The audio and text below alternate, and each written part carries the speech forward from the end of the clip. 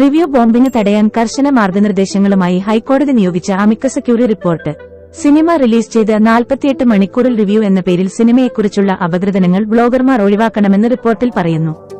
പ്രതിഫലത്തിനു വേണ്ടി സമൂഹമാധ്യമത്തിൽ റിവ്യൂ നടത്തുന്നവരാണ് പലരുമെന്ന് റിപ്പോർട്ടിലുണ്ട്.